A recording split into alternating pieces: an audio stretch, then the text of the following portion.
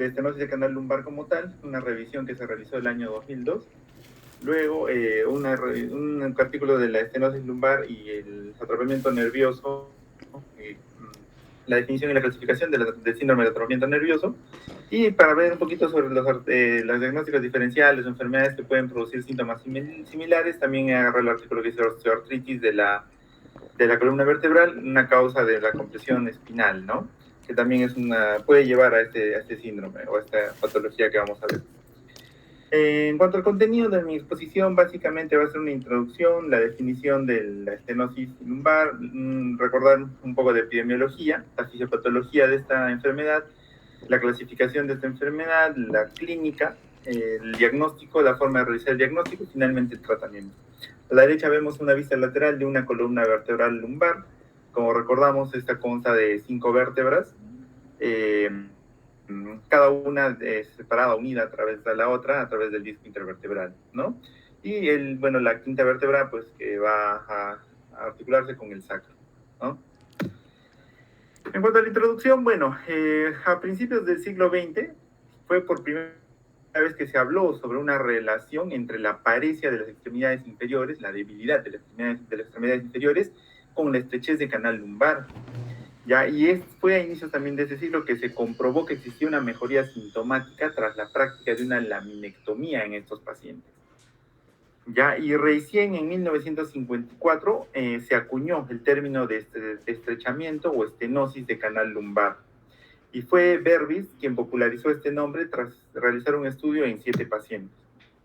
En cuanto a la definición de la estenosis, básicamente la estenosis de canal lumbar se define como el estrechamiento estructural del canal raquídeo, del canal por el cual va a atravesar la médula espinal, y de los recesos laterales o de los agujeros de conjunción en la zona lumbar. Esto ya lo vamos a ir desarrollando un poquito más adelante, pero básicamente esa es la idea, el estrechamiento estructural del canal raquídeo, de los recesos laterales o de los agujeros de conjunción o foramen. Ya, esto básicamente es un concepto anatómico que no te entra en consideraciones clínicas. Ahora, si nos atendemos a esa definición, pues básicamente se podría considerar que el 20% de las personas mayores de 60 años sufrirían de un canal lumbar estrecho o de una estenosis de canal lumbar. Es por eso que años después se ha catalogado con una definición ya más específica, que para establecer el diagnóstico se debe cumplir con un doble postulado, ¿no? La presencia del síndrome clínico y la confirmación mediante imágenes de un canal lumbar estrecho. Entonces, una estenosis de canal lumbar básicamente es el estrechamiento estructural del canal raquídeo, de la forámina o de los recesos laterales, más o asociado a sintomatología clínica, que eso también es bastante importante. Bueno, recordando un poquito de la epidemiología de esta enfermedad, tenemos que la incidencia y la prevalencia de este síndrome son desconocidos al día de hoy. Básicamente, ¿por qué? Porque los datos que se barajan son fundamentalmente en diagnósticos por imágenes y el número de pacientes que se someten a cirugía con este diagnóstico. Ya no hay, digamos, algún estudio que nos vaya a decir por ciertas predisposiciones a tener este tipo de patología. Aunque no existe una mayor incidencia real, lo que es evidente es que el número de pacientes que demanda tratamiento por estenosis de canal lumbar cada vez es más numeroso y de mayor edad. Ya cada vez esta patología es más frecuente y también asociada a la edad de los pacientes. Ahora, ¿esto en qué se basa, no? Por ejemplo, se basa que cada vez es más frecuente, ¿por qué? Porque en Estados Unidos el diagnóstico más común en una cirugía de columna lumbar en mayores de 65 años, a partir del año 94, es aproximadamente 1 de cada 1000 americanos mayores de 65 años fueron operados por este diagnóstico. Y la tasa de cirugía de estenosis de canal ajustada según la edad ha aumentado 19 veces desde 1980 a 1990. Y esto, con el pasar de los años, sigue progresando. Esto también, bueno, ¿a qué se debe o qué explicación podríamos encontrar? Es de que ha habido avances, ha habido progresos en el diagnóstico por imágenes con la aparición de la resonancia y de la tomografía, y que también la mayor expectativa de vida y la demanda de los pacientes, asociado también a las mejores técnicas quirúrgicas, hacen que haya mayores personas que se diagnostican con esta patología y se tratan con esta patología, ¿no? Bueno, hablando un poquito de la fisiopatología, esta partecita va a ser un poquito pesada porque no hay mucho, digamos, de imágenes que pueda yo poner al respecto. Ya después vamos a ver en ciertos factores más imágenes y va a ser un poquito más dinámico, ¿no? La fisiopatología de la estenosis de canal estrecho, de canal lumbar, está capitalizada por anomalías anatómicas que van a generar esta estrechez, ¿ya? Y estas pueden ser congénitas, pueden ser debidas al desarrollo o adquiridas. Ya, y más recientemente se tiene un concepto más dinámico, es estudiar el comportamiento de los nervios de la caudequina bajo compresión, y por eso se va a describir esto en dos factores principalmente. Lo voy a tomar en esta oportunidad, que son los factores anatómicos que van a producir el canal estrecho, y por otro la fisiopatología del dolor que va a generar esto, ¿no? Que son las dos piezas claves de esta enfermedad. En cuanto a los factores anatómicos, bueno, recordemos, la morfología normal del canal raquídeo en la región lumbar generalmente es redondeada, ¿ya? Pero esto tiene sus variables, ¿no? Hay canales en formas de trébol que también tienen una predisposición mayor a esta estenosis, pero lo importante es que se admite que el diámetro mayor antero-posterior de un canal lumbar normal tiene como mínimo 12 milímetros, ¿ya? Y también actualmente con la aparición de la tomografía y de la resonancia ya se ha logrado medir este canal a través del área, en el cual ya se tiene que calcular que más o menos es de aproximadamente 100 milímetros cuadrados el área del canal lumbar. Esta área, como nosotros recordamos, está delimitado en la parte delantera. Voy a poner mi puntero, perdón. Por la parte delantera, como nosotros ya sabemos, está delimitado por los discos intervertebrales, los cuerpos vertebrales, y lateralmente tenemos lo que son los perículos, que son donde vamos a insertar nuestros tornillos, y por la parte posterior tenemos el ligamento amarillo, que se llega a visualizar en esta imagen, las láminas, esta parte de acá, y las facetas articulares, ¿no? Como lo vemos en el diagrama. Esto, la imagen que vemos a la izquierda es en un paciente, digamos, normal, ¿no? En un paciente sin estrechez del canal. Acá una imagen o un esquema un poquito más realista, ¿no? En el cual vemos que en la parte del canal raquídeo, aparte de tener la cola de caballo o la caudequina o la médula en esta región, también encontramos plexos venosos, ¿no? Un plexo venoso vertebral anterior interno, un plexo venoso vertebral posterior interno. También, obviamente, esto está rodeado por rodea lo que es el saco dural, por donde van a pasar la cola de caballo. Además, también hay un espacio epidural, también hay una pequeña cantidad de tejido graso, y bueno, y ahí vemos también la salida de los nervios, ¿no? A través de los canales o de los resortes laterales, que vamos a verlo más luego. Ahora, las partes laterales del canal raquídeo por las que discurren las raíces, como les iba mencionando, antes de abandonar a la vértebra, se conocen como los canales laterales, y es ahí donde se producen generalmente las estenosis laterales. Este canal lateral se divide en tres zonas, ¿no? Hasta toda esta parte de acá. Se va a dividir en tres zonas. El canal lateral propiamente dicho, la zona de entrada, la zona media y el foramen. Zona de entrada, zona media y el foramen. ¿Ya? Vamos a describirlo un poquito acá mejor. La zona de entrada o el receso lateral, también tiene este nombre, está delimitada lateralmente por el pedículo, posteriormente por la faceta articular superior, por delante por el cuerpo vertebral y el disco intervertebral, y medialmente por el saco tecal, o bueno, el saco que va a recubrir a la caudequina, ¿no? A este nivel la raíz está cubierta solo por dura madre y contiene líquido cefalorraquídeo adentro también. En esta zona de entrada, el tamaño mínimo o aceptable es de 5 milímetros, ¿ya? Menor a esto ya se considera una estrechez o una estrechez lateral. Como una segunda zona, tenemos la zona media, que vendría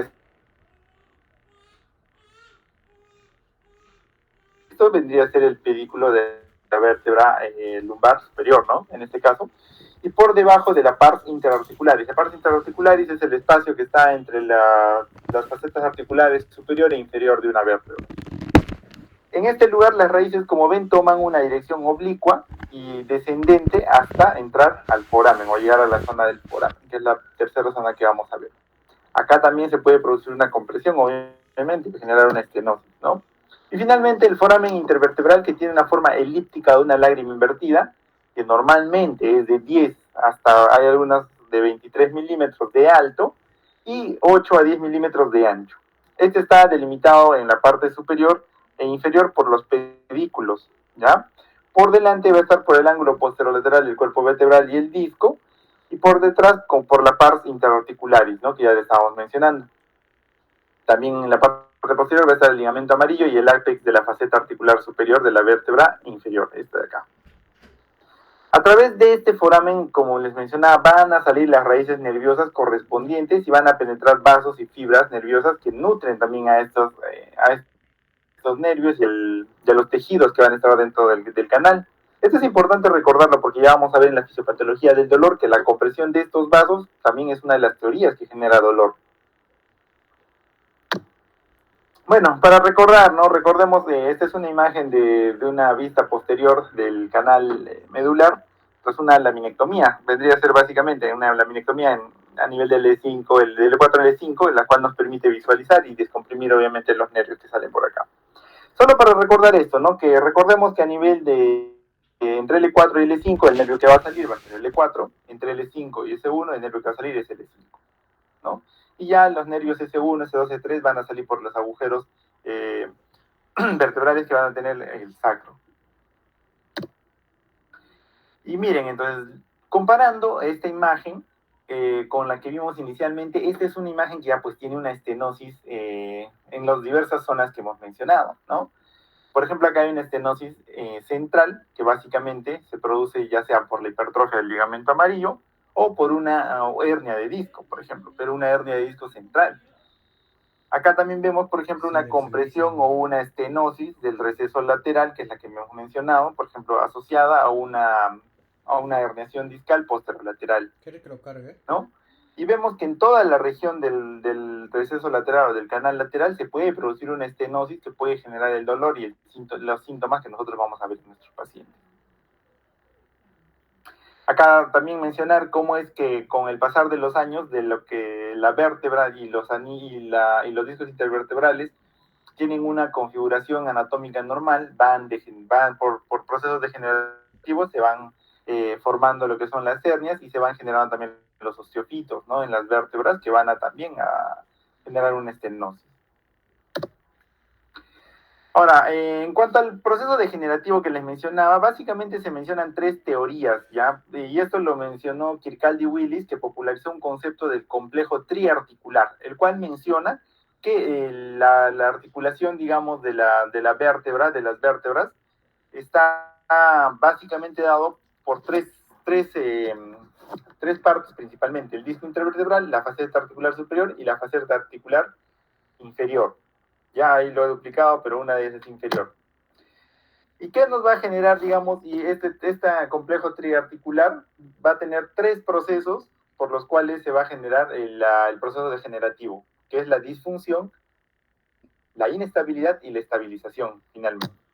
La disfunción básicamente tiene un lugar muy precoz en la vida del ser humano, que es a los 15 a 45 años aproximadamente, y se inicia en el disco intervertebral. ¿Qué se genera? La degeneración discal es un proceso que se produce en el 80% de los adultos y se observan signos radiológicos de las rupturas discales, ¿no? Se va generando las rupturas discales. Es lo primero que se va a ver en los cambios, digamos, macroscópicos en el disco intervertebral. Las rupturas circunferenciales y radiales, junto con cambios biomecánicos y bioquímicos, la deshidratación del disco, la cavitación celular, la degeneración celular, y la aparición de los condrocitos y alteraciones del colágeno y proteoglicanos. Esto va a hacer que los discos se vuelvan más frágiles y cuando haya mayor movimiento a nivel de la columna lumbar, se van a aplastar, por así decirlo, no van a disminuir su tamaño, van a producir un colapso. Y este colapso a su vez va a generar lo que son las hernias, sobre todo a nivel posterior, ¿no? Que van a disminuir el calibre del canal raquídeo. En esta imagen vemos acá un disco intervertebral normal. Con el pasar de los años, a través de los procesos degenerativos, va a generarse rupturas radiales y esto va a generar una protrusión del núcleo hacia el espacio canal medular.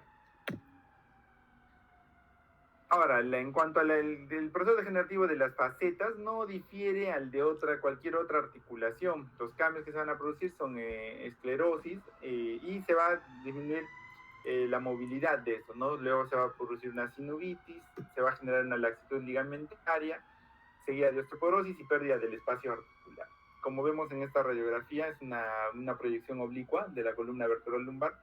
Vemos que las facetas articulares o las articulaciones ya no tienen un espacio entre ellas, están bastante pegadas, ¿no?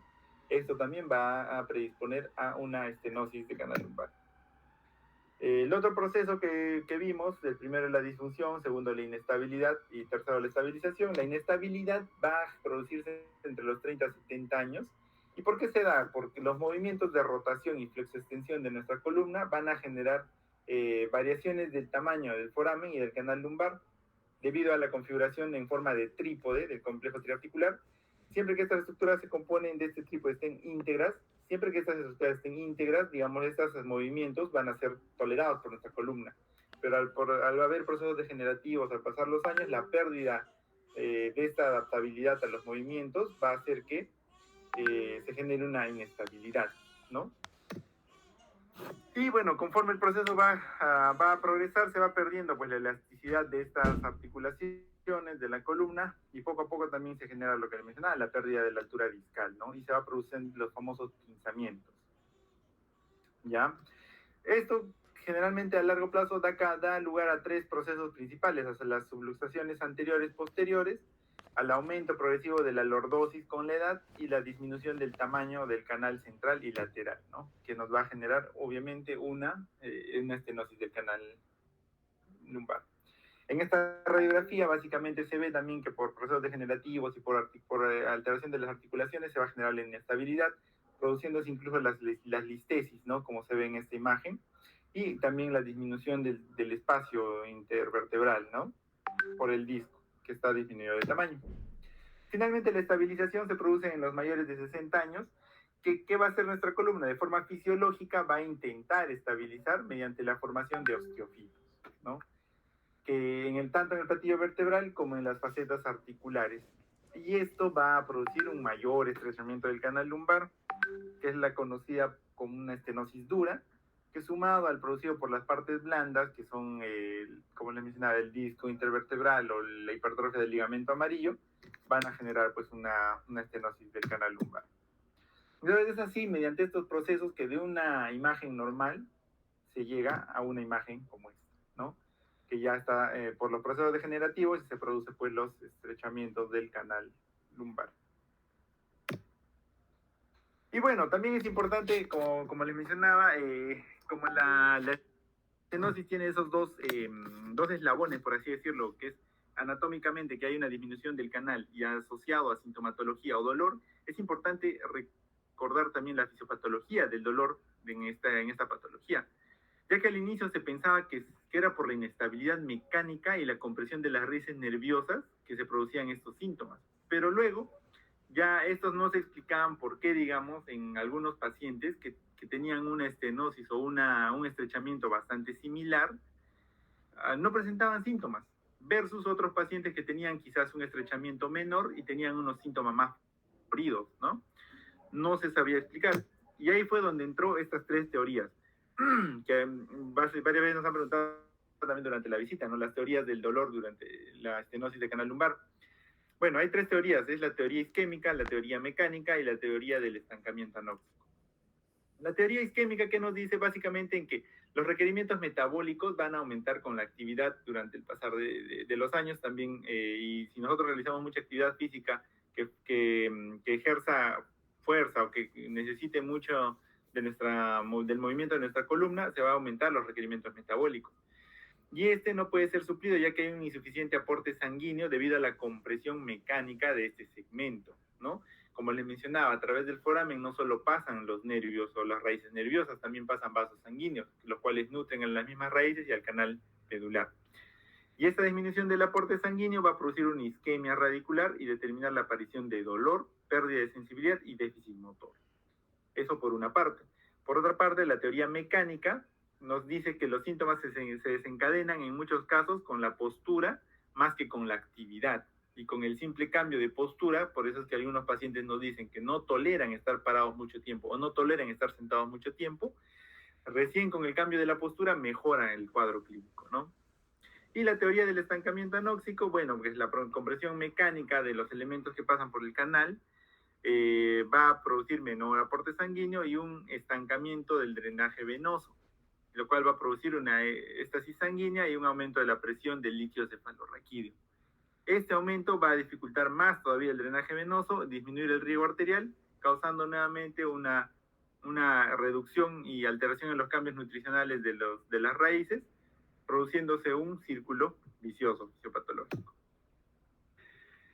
Bueno, avanzando un poquito más en cuanto al contenido de esta exposición, vamos a ver un poquito la clasificación de las estenosis, ¿no? Y para esto la más aceptada actualmente es la clasificación de Arnoldi, que, bueno, fue complementada por otros autores, pero básicamente la divide en tres, ¿no?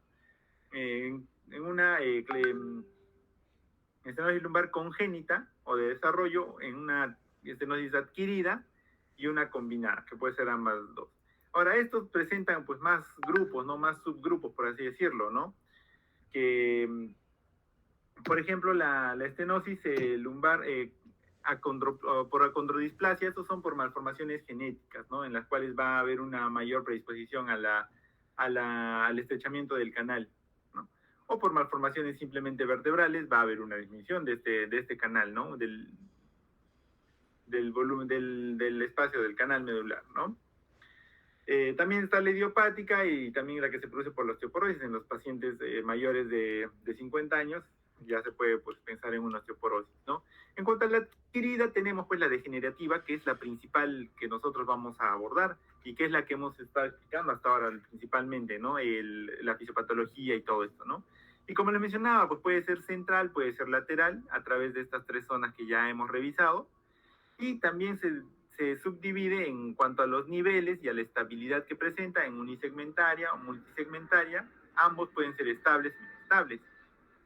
Ya, ahí vamos a hacer un poquito de hincapié porque esto a veces nos ayuda a nosotros determinar el tipo de tratamiento que va a recibir el paciente. En cuanto a la estenosis lumbar, por ejemplo, unisegmentaria estable, es básicamente la estenosis de un receso lateral, en un solo nivel. Y este espacio está generalmente más afectado o es el más frecuentemente afectado, es el E5, L4 y el E5. Y en estos casos la técnica indicada es la descompresión del receso lateral, básicamente es eso. Ya, y si la estenosis es bilateral, se debe valorar recién la realización de una laminectomía descompresiva, de un recalibrado o una fenestración bilateral. Cuando la estenosis es unisegmentaria pero inestable, ya se asocia a una espondilolistesis, ¿no? O sea, es una, como vimos anteriormente, es un estrechamiento del proceso lateral asociado a una espondilolistesis degenerativa. ¿Y esto qué va a generar? Inestabilidad en nuestra columna. Esta inestabilidad se presenta generalmente en mujeres de mediana edad, igual a nivel del E4 L5, y ya es importante ver un tratamiento quirúrgico porque ya la producción del dolor es bastante mayor y ya se debe plantear una artrodesis, ¿ya? También mencionar importante la estenosis multisegmentaria estable, que es básicamente la estenosis del canal del receso lateral, pero ya a varios niveles, ¿no? Y esta es la que principalmente se da en varones. Ya generalmente es presentan una historia de enfermedad larga, bastante larga, caracterizada por un dolor lumbar crónico que va aumentando progresivamente de intensidad. Y generalmente los segmentos afectados, como ya vemos en nuestros pacientes, son pues el espacio L3, L4 y L4 y L5, ¿no? Por lo general. Acá vemos también una radiografía de una estenosis multisegmentaria porque vemos que hay disminución del espacio también intervertebral en varios niveles, principalmente en L3, L4, L4, L5. Y son estos los casos más problemáticos. Acá vemos también la resonancia de esa misma radiografía que vimos anteriormente, en la cual vemos, como les mencionaba, entre L3, L4 y L4, L5, la compresión del canal, ¿no? El estrechamiento del canal. Estos casos son los más problemáticos a la hora de elección de la técnica quirúrgica. Pero, digamos, la cirugía descompresiva se debe asociar a una artrodesis, ¿ya? ¿Por qué? Porque se tiene que brindar pues estabilidad a esta columna, ¿no? Luego de una descompresión, porque también al momento de hacer descompresión a varios niveles ya se genera, nosotros también estamos generando inestabilidad en la columna.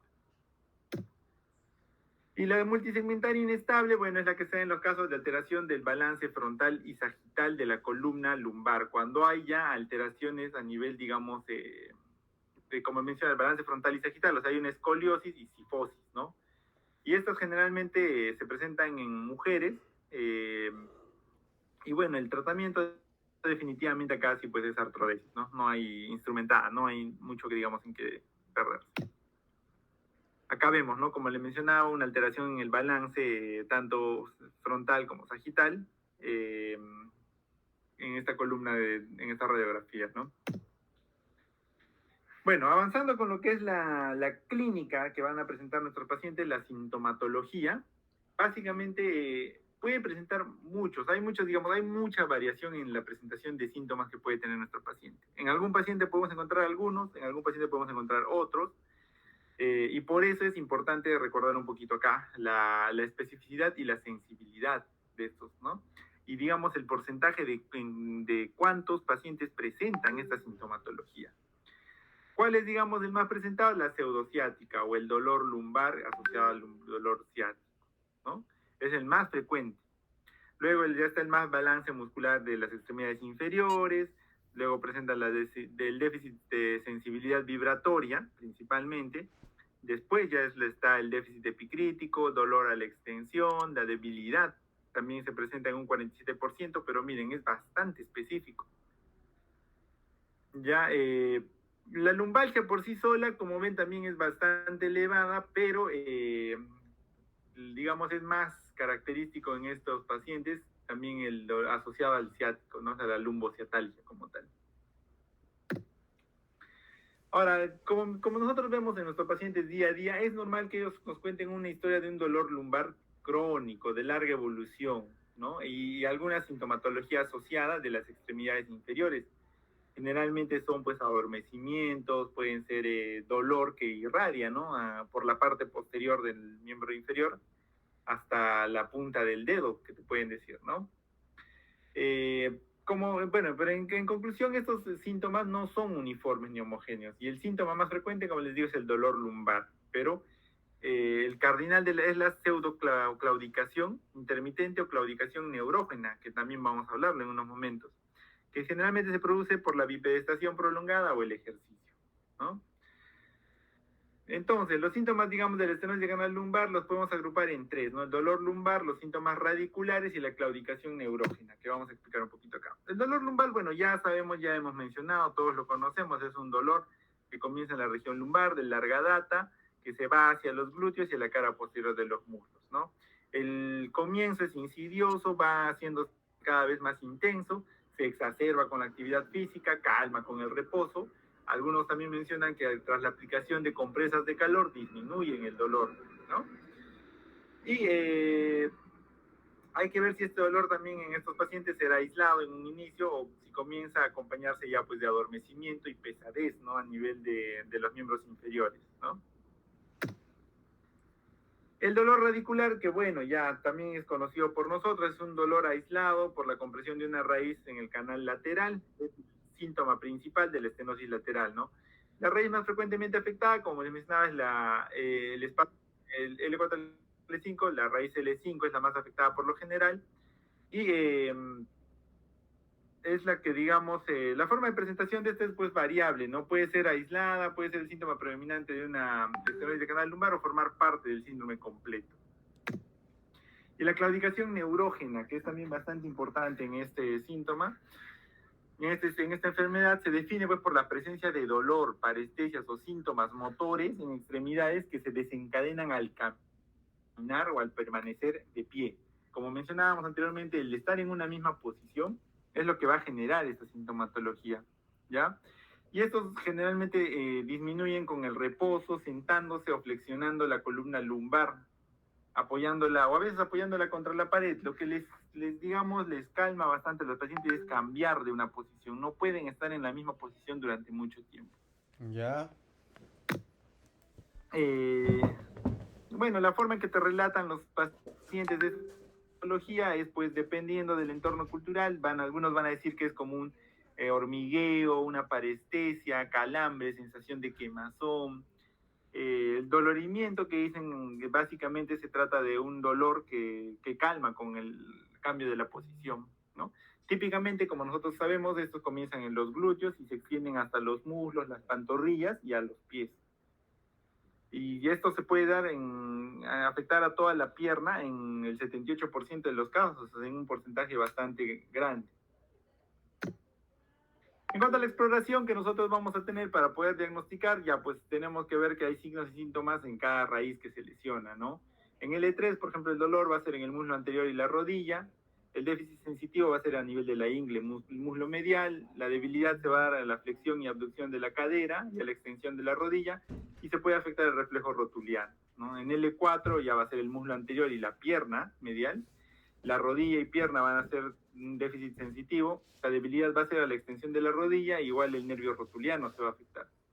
Pero en L5 ya el dolor es a nivel de la nalga, el muslo lateral y la pierna anterolateral. El déficit sensitivo va a ser en la pierna lateral, el pie dorsolateral y el primer dedo. Y la debilidad va a ser la dorsiflexión del pie y dedos, ¿no? En S1 igual, la nalga, el muslo en la parte posterior, la pierna posterior y el pie en la parte lateral. En cuanto al déficit sensitivo va a ser en la parte lateral del pie y hacia el quinto dedo. Y la debilidad va a ser a la flexión plantar o a la flexión del primer dedo. Además, para nosotros poder catalogar a nuestro paciente si presenta o no síntomas radiculares, tenemos pues nuestras maniobras, ¿no? A modo de mencionarlas nada más, tenemos lo que es la maniobra de la segue, que es la que más utilizamos nosotros, que esta es positivo, o sea, se consiste en la elevación, como todos sabemos, en la elevación de la pierna de forma recta, o sea, sin una flexión extendida, y cuando hay un dolor en una elevación menor a 70 grados, se considera un lacegue positivo. Es importante mencionar esto de acá, que desde 70 grados hacia abajo se considera lacegue positivo, pero digamos la parte más característica o las angulaciones más características cuando hay una lesión por un disco intervertebral, por una hernia de disco, es entre 35 grados y 70 grados. Si tenemos un lacegue positivo entre esas dos angulaciones, podemos sospechar bastante de que la lesión es a nivel del disco intervertebral. Mientras que si la lesión es a nivel de la articulación sacroiliaco o el músculo piramidal, que podría generarnos también este signo positivo, el dolor va a ser entre los 0 y los 35 grados, ¿no? Por el contrario, si el dolor es por más allá de los 70 grados, ya es una lesión a nivel de la articulación lumbar, ¿no? Y esto puede ser incluso normal, porque hay personas que no toleran que se les eleve la pierna. ¿Y cómo se hace la maniobra de Bragar? La maniobra de Bragar, bueno, se realiza primero la maniobra de la segue, se llega a ver a la angulación en la que le produce dolor. Cuando empieza a generarse el dolor, ahí se detiene y se regresa 5 a 10 grados, se regresa, ¿no?, de la pierna para que disminuya o para que no se presente el dolor. Y es ahí donde se realiza una flexión del pie, ¿no? Y una dorsiflexión del pie, y esto, si es que genera dolor al paciente, se considera un Bragar positivo. ¿Ya? Y bueno, la maniobra de Neri, que también hacemos nosotros, en el cual el paciente lo sentamos en una mesa con las rodillas y caderas a 90 grados, se flexiona la cabeza sobre el tórax, y si esto produce un dolor radicular, ya pues es un Neri positivo.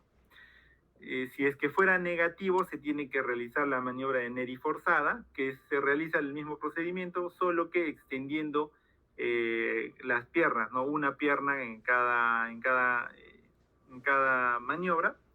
Y si es que esta sale positivo, se considera que es Neri forzada positivo, ¿no?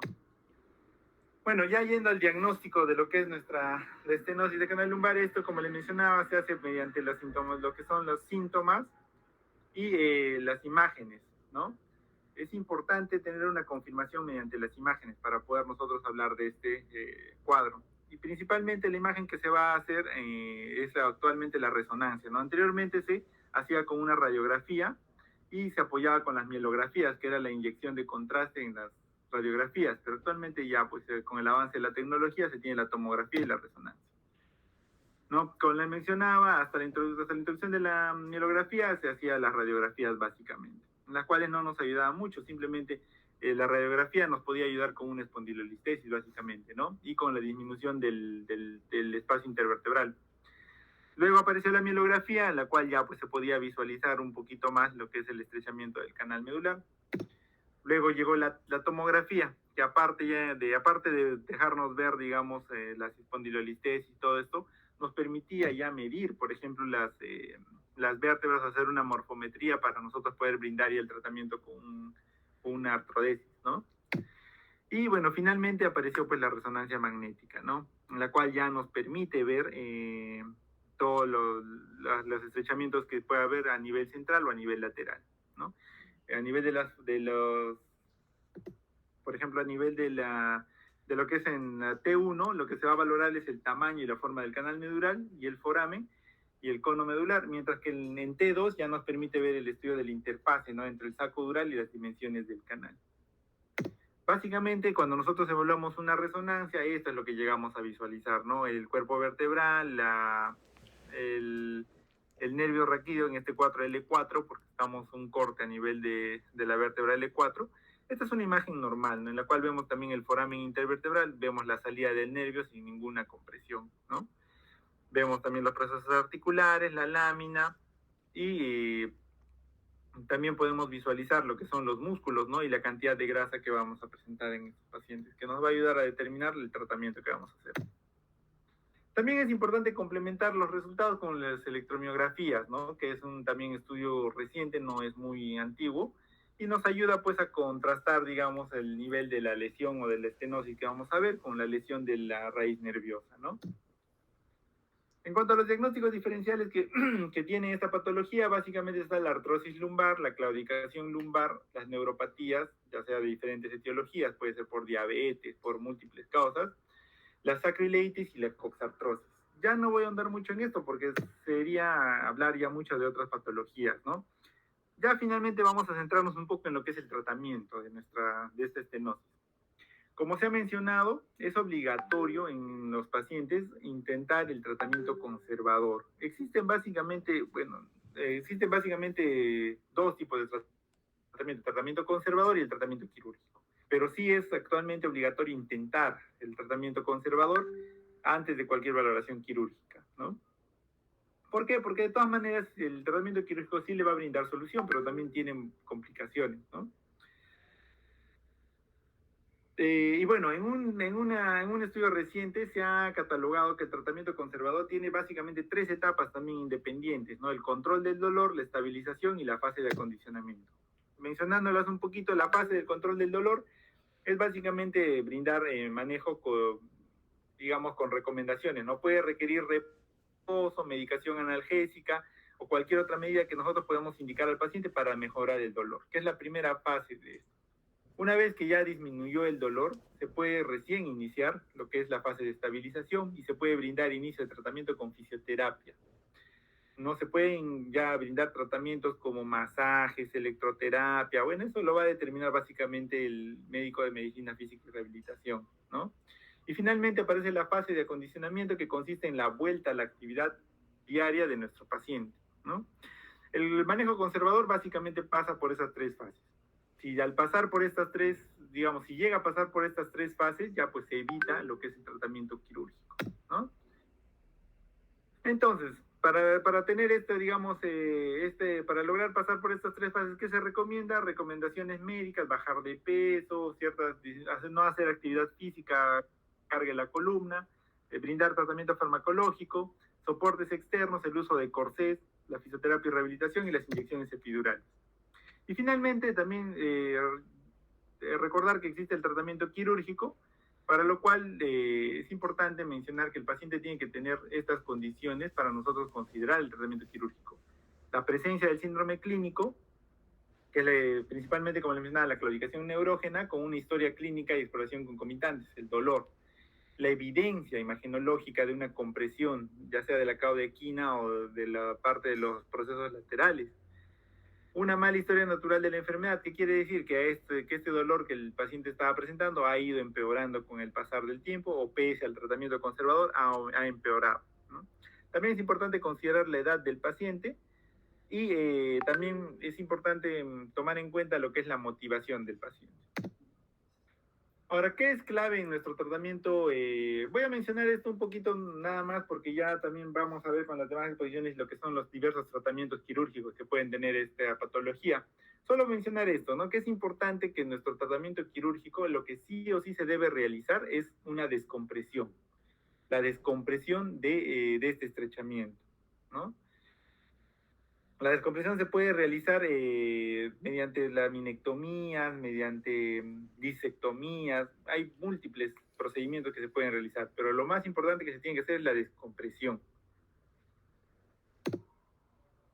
Ya, bueno, y en cuanto a los, digamos, a las complicaciones o a las, digamos, indicaciones, a las contraindicaciones que podemos tener de la cirugía, es que, bueno, una tasa de mortalidad se aumenta con la edad del paciente. Por ejemplo, una tasa de mortalidad a partir de los 75 años es del 0.6%, ¿no? La mortalidad en una cirugía de columna es bastante baja, ¿no? Pero sí es importante mencionar que con el pasar de los años o con la edad del paciente va aumentando. Las complicaciones más frecuentes que vamos a tener en las cirugías descompresivas son pues el déficit neurológico posoperatorio, que se da en un 5%, que puede ir mejorando incluso con la fisioterapia posterior a la cirugía, ¿no? También hay como complicación las lesiones durales, que esto va a generar fístulas de líquido cefalorraquídeo, pseudomeningoceles, pueden generarse fracturas de la faceta, infección también en estos pacientes, pero no es, digamos, muy frecuente, la tasa es de 0,5 al 8%.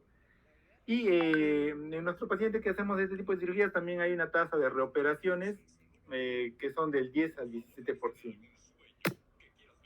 Bueno, ya, conclusiones finales de esta exposición es que la estenosis es un síndrome clínico con muchos puntos oscuros e incógnitas, que digamos aún todavía es difícil determinar cuándo va a ser un paciente tratamiento quirúrgico, por eso es que hay que individualizar a cada paciente, ¿no? Aunque no existe una evidencia absoluta sobre la efectividad de algún tipo de tratamiento quirúrgico sea superior a otro, sí se ha determinado que el tratamiento quirúrgico produce mejores resultados que el tratamiento conservador, obviamente, ¿no? Pero hay que tener bastante cuidado en el tratamiento que se va a plantear y de acuerdo al cuadro clínico que presenta nuestro paciente. Y finalmente, las claves del éxito del tratamiento quirúrgico son la selección de los pacientes, como les mencionaba, ¿no? La valoración individualizada de la técnica quirúrgica a aplicar y la realización de una buena descompresión, valorando siempre el problema de la estabilidad de la columna, ¿no? Y si ya vemos que es una columna inestable, pues tendrá que utilizarse ya sistemas de fijación, ¿no? Bueno, gracias, doctores. Eso sería básicamente la exposición del día de hoy.